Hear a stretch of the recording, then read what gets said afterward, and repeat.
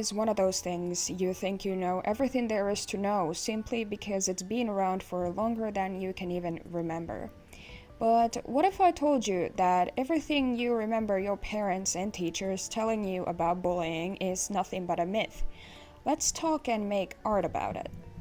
Hello friends, my name is Ichigonia and this is our project Death on a Paper, and welcome to a brand new video. I'm so happy to be back, and for anybody who happens to be new here, welcome. I'm so glad to have you here. Thank you for joining me on this video. So today we'll be talking about bullying myths, these misconceptions and understandings of bullying that a lot of us tend to have about that term of abuse.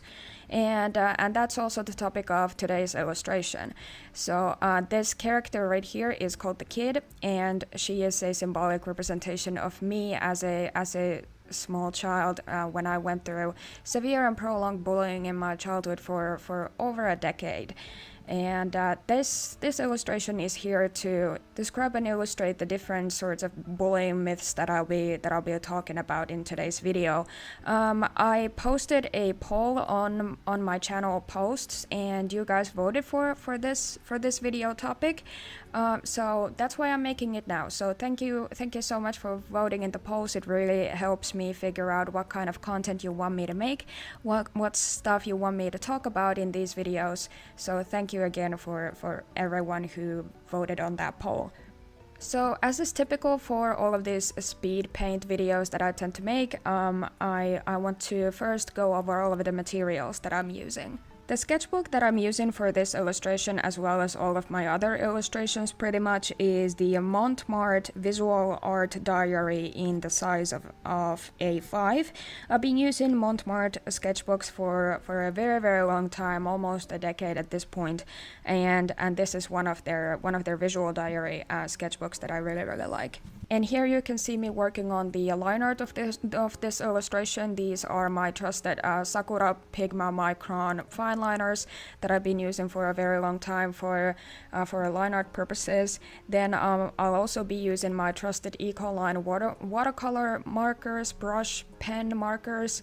So you'll be seeing me use those for skin tones and other like fair like lighter shades. Then I'll also be using Faber-Castell India ink markers for like deeper shades and stuff like that. And then at the very end, you'll also be seeing me doing a bit of painting. I decided to go for a watercolor painted background for this illustration because I thought that it fit the theme and the mood of the illustration. Here, the kid is sitting by a school desk. And she is sort of surrounded by this like glowy haze because she's dissociating. So that's why I decided to go for the watercolors for the background of this illustration. I think it turned out pretty well. So yeah, and also along with all of those materials, I'll also be using my Sakura Jelly Roll white gel pen liner for things like highlights and stuff. So yeah, that's all of the stuff that I'll be using for this speed paint. Please tell me how you feel about the illustration in the comments. I always want to know what you guys think of my art, because that's what we are here for. Like at the end of the day, everything to me is about the art that I make. Not necessarily about the content itself. The content is just kind of like it's like it's this middleman that I need to do in order to get my art out there. So yeah, please tell me how you feel about this illustration. I think it turned out pretty well. And before we get into the actual topic of this video, I just wanted to ask you to please subscribe to the channel and like the video. That would really mean a lot to me. I'm, like I've said in previous videos, I'm making YouTube more of a thing now. I'll be posting at least one video per week, if nothing drastic happens in terms of my health and stuff. But that's sort of the schedule that I've been having recently. So any sort of engagement on these videos really helps me out a lot. So I would really appreciate that. Also, stick around until the end of this video to find out more about the upcoming like posts and videos that I'll be making on YouTube, as well as other updates in everything regards to our project Death on a Paper. But yeah, with all of that out of the way, now we can actually get to get to talking about the bullying myths that are present in this illustration. So first off, to sort of preface everything, whenever I make these kinds of videos, like talking about bullying as a type of abuse and as a descriptor of abuse, I always want to make it abundantly clear that I know what I'm talking about. So for the sake of like credibility and sources, I wanted to give you guys like a quick rundown on all of the information that I have gathered in these past 4 years that I've been making art and content about bullying and everything in relation to that. So why should you believe me? Why should you listen to some random Karelian Finnish artist who makes manga anime type of art about bullying? Why should you care about what the fuck I have to say? Well, let me tell you a bit about that. So obviously a lot of the information that I have is based on my personal experience with bullying as a type of abuse. I'm something that we here in Finland call experience-based experts. So if you have like a lot of experience with something, if you have gone through something traumatic in your life, if there's something that you have a lot of experience with, whether it be like some type of childhood trauma, abuse, or mental health problems, or disability, or whatever it is, if you have a lot of experience with that, but you don't necessarily have like academic like training to talk about that, we talk about those individuals as something called experience-based experts. So I'm one of those people. Like I said at the intro of this video, I have about a decade's worth of severe and complex childhood trauma from severe and prolonged bullying, and I am formally diagnosed with multiple mental illnesses and chronic illnesses that have developed due to this trauma. My main illustration being borderline personality disorder, that is a cluster B personality disorder that develops due to complex childhood trauma. So yeah, that's my main point here. I have a lot of experience with this shit. I've gone through a lot, and I've decided to dedicate my entire life now as an adult to spreading awareness on the severity of bullying as a type of abuse, and what it has done to me personally, because I am now completely disabled and chronically ill. I am not fit for any sort of regular type of job. That's why I make these shitty ass videos, because I'm trying to make money and I'm trying to get my stuff out there so that I can pay my bills. So yeah, but that's the main part. But that's not all there is to it, though. I have done quite a lot of academic reading on bullying as a type of abuse in my own time. Like I said, I don't necessarily have like a formal training for any of this type of stuff. I haven't gone to university to study psychology or sociology or any of the other fields of academia and that you would have to study in order to like receive some type of formal training on bullying as a type of abuse. I haven't done any of that. I did go to uni. I had my time in university, but what I did there was that I studied Finnish language and literature. I was supposed to become a Finnish teacher, and that was my rite of passage. That was my passion sort of thing that I really wanted to do. But then everything sort of came crumbling down in the year of 2022 when I became severely ill, and now I'm here. So yeah, but I did go to uni, but I didn't study any of the shit that is relevant to bullying as a type of abuse. So instead of that, I have done my academic reading on bullying as a type of abuse on my own time, simply for the reason of actually making valid points and arguments. Also, I want to apologize for the fact that you see my stupid hair so often, like when I'm working on the line art of this illustration. This is why I don't typically like filming myself making line art, because a line art is very, very like detail oriented for me personally. So it's a bit weird to focus on line art when I'm filming myself, because the camera is right above my head, and now you can just see my hair. So great. I am so sorry about that. I hope that doesn't bother you too much. yeah, anyways, what was I talking about? Yeah, all of the academic reading that I have done in my own time when it comes to bullying as a type of abuse. Mainly, I want to mention someone named Christina Salmivalli. She's a professor of psychology in the University of Turku here in Finland, and she is the leading academic researcher like on bullying in this country. And she is also pretty well known like across the world, especially in the United States, for all of the very important academic stuff that she's done for the sake of bullying and its victims. So I have read quite a lot of Christina Salmivalli's books. I have read her doctorate thesis, Not Only Bullies and Victims, if I remember the name correctly, and that was in English. And then I've also read several of her books in Finnish. I'll list out all of the sources that I have read, that I have like gone through over the years, that I have taken like a lot of notes on. So you can refer back to them if you feel so inclined. I'll have all of the sources and the names and everything in the description down below, so you can take a look at them. But like I said, a lot of them are in Finnish because well, Christina Salmivalli is also Finnish and I'm Finnish, so you might not be able to read them personally, but they do exist.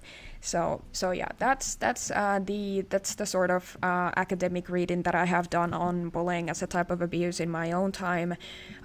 Mainly the reason why I have decided to focus almost entirely on Christina Salmivalli and her academic reading and work in the field of psychology and sociology when dealing with bullying as a type of abuse is because, well, first of all, she's also Finnish and so am I.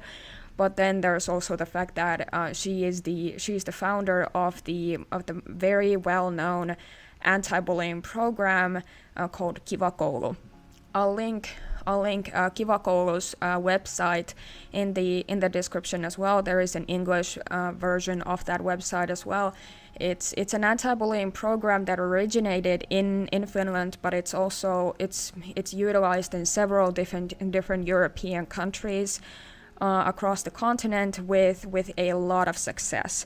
So, and I have personal experience with this anti-bullying program, given the fact that I'm Finnish, and this program was developed in the 2000s, and that's when I was in school. That's when I started going to school. So I have a lot of personal experience with KiVa Koulu as an anti-bullying program, and also I know the academic basis of that program and its effectiveness.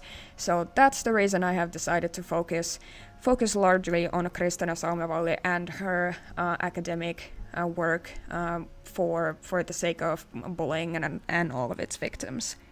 Now, when it comes to the myths themselves, all of the myths that we will be discussing in this video are present in this illustration that I'm working on here. As you can see, the origin of these myths are like they vary quite a lot, but I would like to say that the most of these like originate from media that deals with bullying. Like you can think of anything like books and TV shows and movies and all that kind of stuff. Any kind of fictional media that has bullying as some type of a theme to it. You will see a lot of these myths and a lot of these tropes in media that deals with bullying as a topic. And what I mean by that is that this fictional media doesn't necessarily have to focus solely on bullying. It doesn't necessarily have to be like some type of a life story of the victim that has dealt with a lot of bullying. It can also be fictional media that deals with bullying as a narrative device, like something that bullying is there as a motivator. Bullying is there to sort of guide the story and frame it in a specific type of way. You can see this sort of this sort of structure commonly, especially with the tropes of a future school shooter. That's something that always comes to my mind when I think of this kind of framework, because it's something that the story itself doesn't necessarily have to be about bullying per se, but bullying is there to sort of motivate the actions of the characters, and it's there as a subtext. So that's a kind of fictional media. That's the kind of representation that we're looking at when it comes to these specific bullying tropes and myths. So yeah, but that's pretty much everything that I wanted to say before actually like starting to talk about these myths like individually. So now we can get to the meat and potatoes of this video. Okay, let's start with the one that's at the very top of this illustration of the page, and also the one that was present in the thumbnail of this video. So let's talk about, quote, just ignore them. Let's talk about this myth, okay? So just ignore them as a bullying myth is largely based on the idea that bullying always happens because the aggressor is looking for some type of a reaction out of the victim. This is not necessarily the case always. It's a very one-dimensional understanding of bullying as a type of abuse, and that's why this sort of advice that the people a lot of the times give kids who deal with bullying, who are being victimized by their peers to some extent, it doesn't really work all that often. I think that a lot of parents especially tend to say this, and their hearts are in the right place, definitely, and it's an advice that has great motives behind it, but it's a very lackluster type of understanding of bullying as a type of abuse, and what the motives behind those abusive actions can be. They are not just solely based on the sort of idea that the aggressor is looking for some type of a reaction out of the victim. That is not always the sort of the motivator behind that type of abusive behavior. Because not every bullying instance is motivated by a reaction. Sometimes it can also just be about simply causing pain. Like a lot of abuse is motivated by that. People abuse each other because they want to cause pain to the one that they are abusing. And that's the end all be all a lot of the times. Like, it's just like people always think of reasons for bullying, especially that bullying always has to have like some type of a reason behind it, that there's like things like jealousy and things like feeling threatened by the victim or something like that. That's not always the case. It's just sometimes kids just abuse each other because they want to cause pain to each other. That's all there is to it. This myth is also responsible for conditioning the victim into a passive state, and that doesn't do anything substantial in terms of de-escalation. Like, when we talk about de-escalating the situation of bullying, that doesn't really do anything for the victim themselves. Because the best method of de-escalating situations of bullying, like, is some type of an intervention tactic. And an intervention tactic is an active action, but it doesn't further instigate the aggressor. It's an intervention, like a third party takes part in the situation somehow, comes in between the two parties who are like responsible for the situation in the first place, and tries to de-escalate them.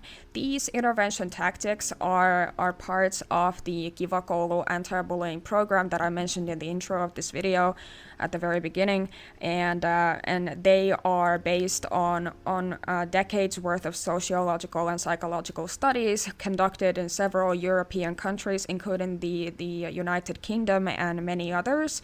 And these studies are ones that my goat Christina Salmivalli has been a part of. So yeah. That's what I mean by the intervention tactics. You can read more about the intervention tactics that are used for the KiVa Koulu program on their website. There should be quite a lot of information regarding the program itself and how it functions even in English. Also, as the last bit of knowledge that I want to share in regards to this specific myth is that ignoring violence and abuse becomes extremely difficult for a child after a certain threshold. It is also likely to normalize abuse as a part of life. Like, if we want to give kids the sort of understanding that abuse is a part of normal life, what is that going to teach them in regards to like future relationships, for example, like future intimate relationships that kid might end up having when they grow up to become an adult? What does that kind of message teach the kid? It teaches them to seek out abusive behavior, and it teaches them to find some type of comfort and solace in that kind of toxic dynamic. And that's extremely damaging to the well-being of the kid in the future when they become an adult. So this kind of stuff is not just about the kid like as a child, it's also about the healthy development of that child when they enter into adulthood, which we will talk about more in depth in the upcoming myths that we will be discussing in this video. Now, moving on to the second myth that is present at the top right corner of this illustration, and it's quote, "Stand up for yourself." So this myth is based on the idea that defending yourself will make the bullies stop what they are doing to you. And the problem with this is that this theory falls short because it fails to acknowledge the fact that for someone to be bullying you, they have had to set their mind into tormenting you specifically. And this I want to take a moment to point out that we have to notice the definition of bullying itself as a descriptor of abuse. We talk about this a lot on my channel. I've talked about the definition of bullying like so many fucking times, like when it comes to like my time of working on this project as a whole, not just on YouTube but also on Instagram and my blog articles and everything, because it is at the very core of it all. Like we cannot talk about bullying as a type of abuse without acknowledging the real definition of bullying as a descriptor of abuse. And one of the very most important aspects of bullying as a descriptor of abuse is the fact that it has to be repetitive, and it has to be targeted towards a singled out individual. As a form of abuse, it is designed to be targeted toward a specific individual in that group setting, and it has to be a repetitive pattern. So for someone to be bullying you, they have had to have their mind to set on you specifically. You have become the victim, you have become the target, and that sort of mentality that defending yourself will make the abuse stop completely disregards this as a factor of bullying. Because if someone has decided that they want to hurt you, nothing that you personally can do is going to deter them from that choice that they have made. Another point that I want to make in regards to this myth is that bullying is reliant on social hierarchies and power imbalances. The victim does not hold the sufficient amount of power to make the abuse stop on their own, because bullies will not listen to someone who they view as inherently less than themselves. That is the group dynamic that we are dealing with in situations of bullying. The victim is someone that is perceived to be at the very bottom of that class hierarchy. If we're talking about like the classroom setting, which is the typical sort of group setting in situations of bullying, the victim is at the very bottom of that pyramid in that class. They are viewed as lesser than everyone else, and it's this idea that standing up for yourself is going to solve that sort of problematic group dynamic. We are not just talking about the dynamic between the victim and the active aggressor. We're talking about the group itself as a whole and the group dynamic. So for us to say that standing up for yourself as the victim is going to deter the aggressor away from the overall overarching group dynamic is completely misconstrued, and it's a disingenuous of understanding of bullying as a type of abuse. And for these reasons, the victim needs help from those who the aggressors will actually listen to. For example, teachers. For example, counselors. For example, the fucking police. Like anybody that is viewed by the aggressors as someone who is worthy of their attention and who is actually going to have some type of power over the bullies themselves. The victim is not one of those people, because if they were, they wouldn't be abused in that group setting in the first place.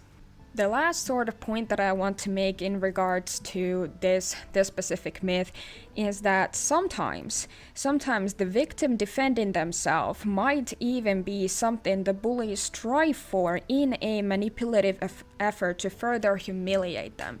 This is something that gets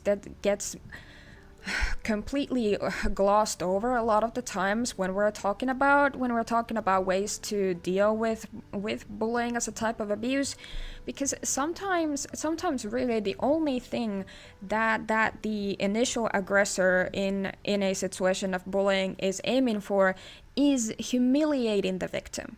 And sometimes they want to manipulate the situation to that exact extent that the victim doing something in an effort to stand up for themselves, in an effort to make the abuse stop. That's something that the initial aggressor actually wants to happen, because that they will use that only as further ammo against the victim, and they will only further humiliate them in that group. And that's why this myth is something that we shouldn't really be like basing, like we shouldn't be putting all of our eggs into this basket specifically. I mean, we can say the same thing about all of these myths here. That's what we're talking about it in this video. But yeah, that's the sort of reasoning that I have for this specific myth, that why we shouldn't be really focusing on this sort of mentality to the extent that we typically do.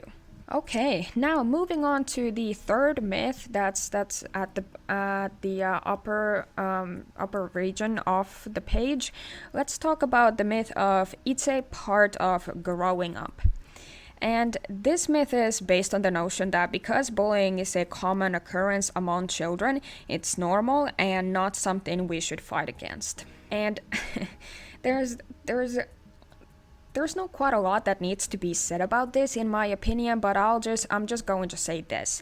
Any kind of abuse is commonplace because human beings suck, okay? Human beings are terrible fucking creatures. We do that. Like, that doesn't mean the fact that any kind of abuse is commonplace and it happens because human beings are involved, that doesn't mean that we should simply accept it and move on from that fact. I don't understand why this is such a common argument, because okay, a lot of terrible things happen in this world, but that doesn't mean that we as a society should just be completely okay with that, you know? Like, that has never made any sort of sense to me. And also, anything that is damaging to the healthy development of a child is not a normal part of growing up. I can personally attest to this, to an extremely worrying extent, might I add. Like, mental health and chronic illness as a result of bullying trauma is very common. Just look at me and also the statistics. Like, it's way more common than we want to admit. I'll try to find some statistics about this, like on the screen, if I'm able to find anything. But I do know that the statistics exist, and also I am a living proof of this argument, because, like I said at the very beginning of this video, I'm completely unfit for any type of regular job because of my trauma, because of all of the illnesses that I have. I am formally diagnosed with 4 separate chronic illnesses. but like the majority of them being mental illnesses, but I also have a physical condition. I have a chronic pain condition called fibromyalgia. So all of these illnesses combined have rendered me unfit for any type of regular job, especially the kind of job that I wanted to have. Like I said, I wanted to become a Finnish literature teacher. Well, because the vast majority of my trauma took place in the environment of a school, my nervous system cannot handle being there anymore. I've tried that a lot of many times over the years, and going back to school and working there and on a regular everyday basis is just, it's impossible for me. So yeah, that happens. Like, it's just, we might not talk about it as often as we should, but the fact of the matter is that a lot of mental health problems that young adults deal with have their roots in bullying, especially in school bullying. As the last sort of argument that I have for this specific myth, I want to say that this myth in particular is intrinsically connected to the misguided understanding that doesn't see bullying as a type of abuse at all.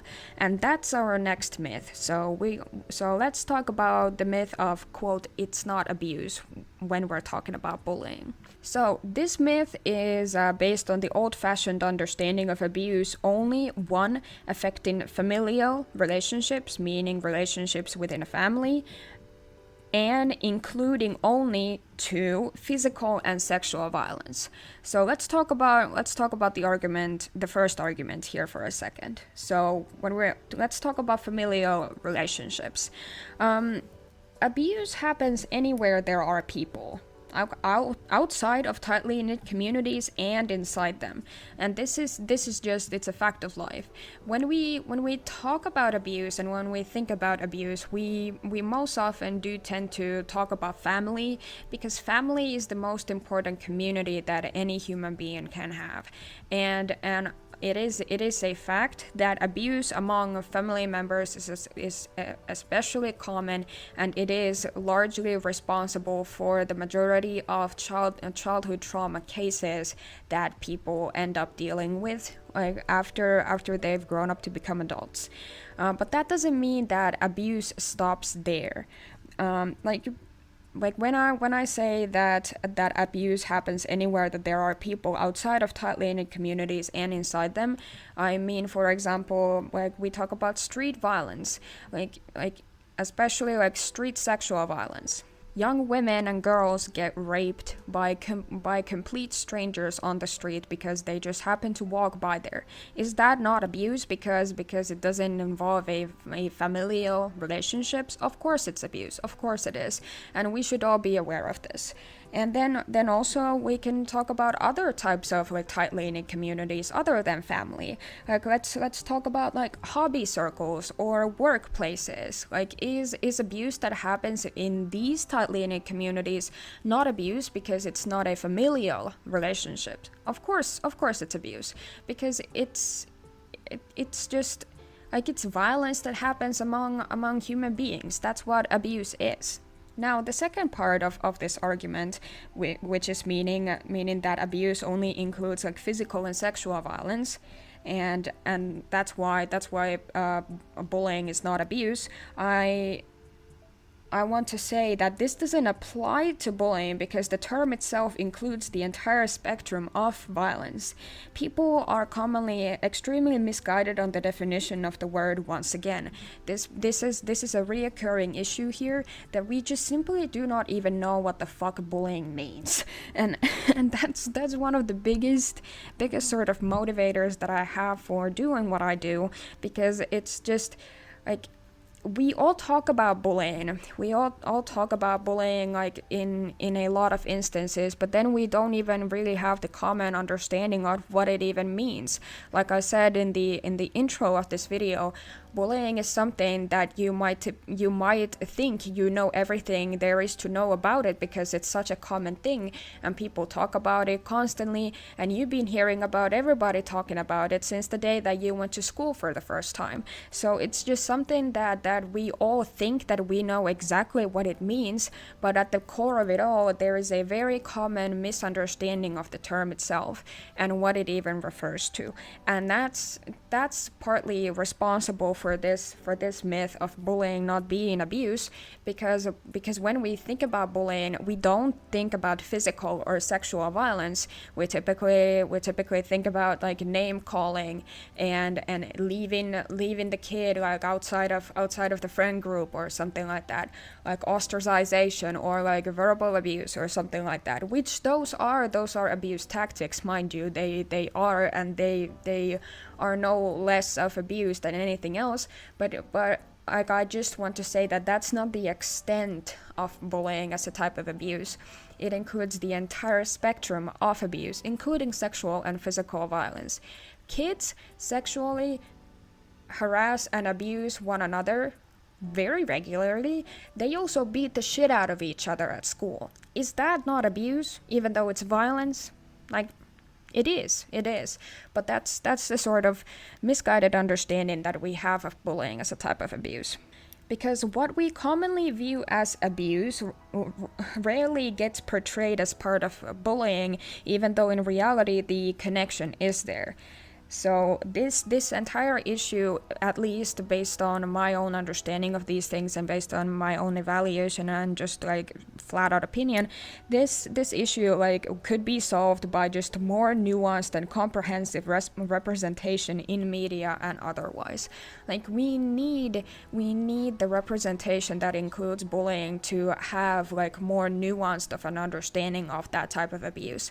Like it has to include the entire spectrum of it, and we still have to refer to it as bullying, because that is the descriptor of abuse that is applicable to situations of group dynamics and social hierarchies, in like being the main instigator of the abuse that takes place in.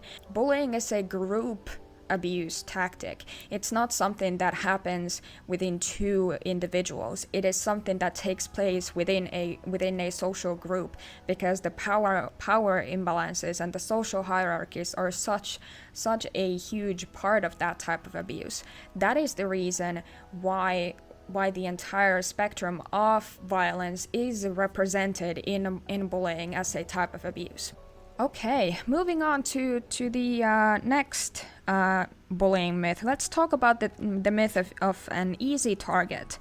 So this myth is based on the common misconception that the victim of bullying is always somehow responsible for the abuse that they're going through. It fails to recognize the bullies as the active agents and their conscious decision to target the victim. The abuser is always the one that chooses to abuse the victim. They are the one who chooses their victims, and they are the ones who are responsible for what they are doing. The victim just happens to be there. This myth also feeds into victim blaming mentality, and it makes the victim feel like they are the one at fault for being who they are. When we talk about victims of bullying being easy targets, we tend to pinpoint like certain characteristics of the victim being quote unquote reasons for what they are bullied for, if you know what I mean. Like we have this common verbiage of what are you being bullied for? What were you bullied for in school? And that's just that is very intrinsically connected to this myth of bullying that like some of us are just easy targets. And commonly this myth of an easy target, it targets queer, disabled, and neurodivergent children, which puts their status as discriminated demographics into the forefront of the abuse. Like, well, you're just an easy target because you're autistic statistic. Well, you're just an easy target because you're gay, because you're trans, because you have a physical disability, something like that. That there's like a character flaw within the victim that they are being abused for, and that's something that we shouldn't be teaching children who are being abused, that the horrible things that they're going through is somehow their own fault and their own responsibility. Also, stepping away from the entire argument of like victim blaming mentality and stuff like that, I do also want to make this point. No matter who you are, if the group views you as a threat or as an outsider, bullying is likely to happen. The myth of the easy target fails to realize the importance of the group in instances of bullying. What this means is that it doesn't really even matter what kind of a person you are, what kind of a person the victim happens to be.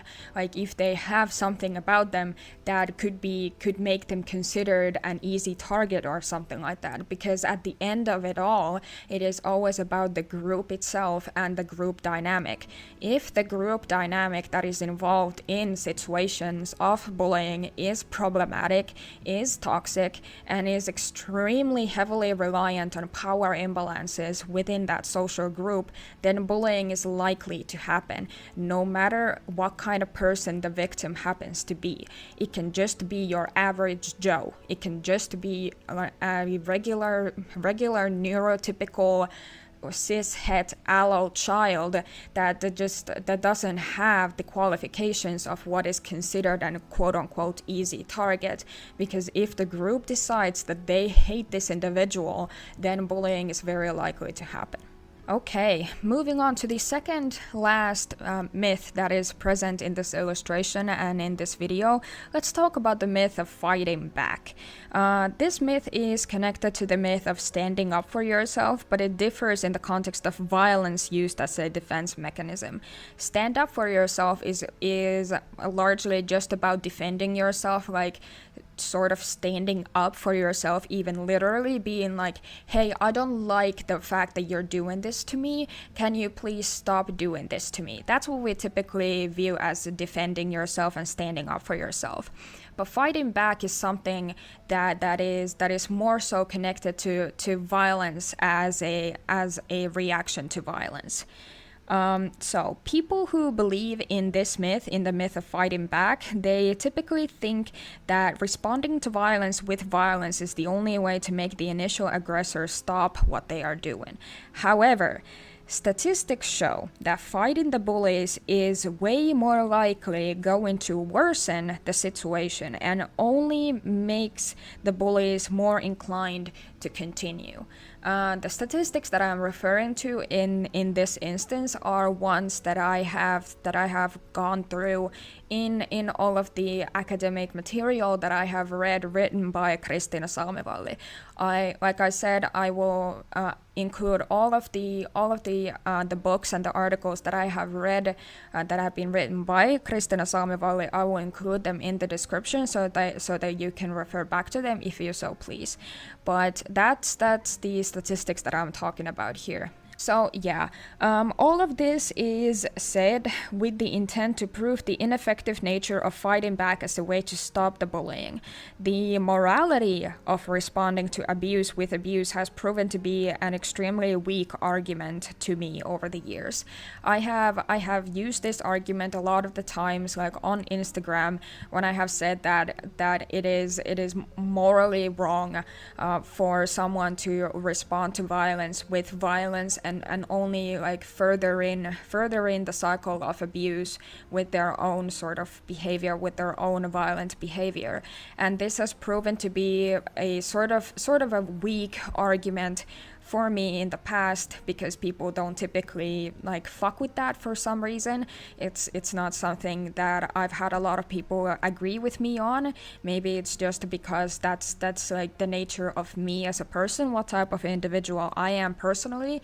So that's why I personally hold that belief that it is morally wrong to further in the cycle of abuse, that you should be the one responsible for stopping stopping it in the first place.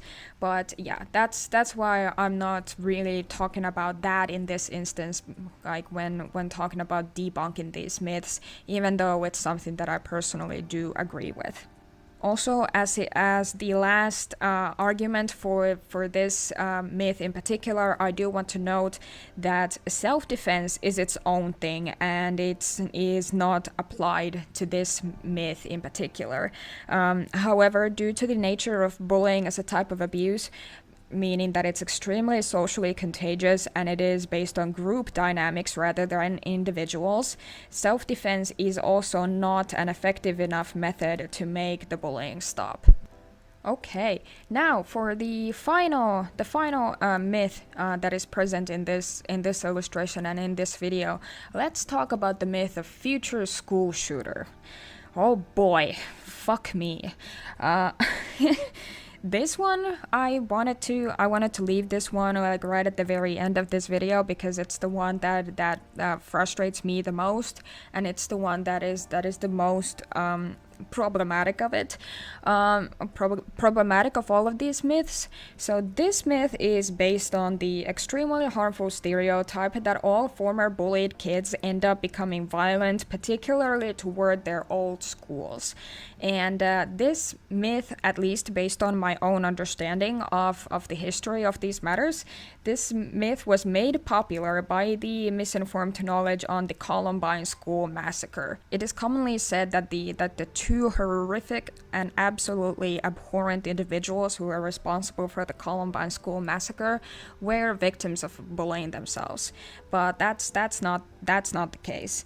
Eric Harris and Dylan Klebold were not victims of school bullying, but instead they were the perpetrators of the abuse even before the shooting took place.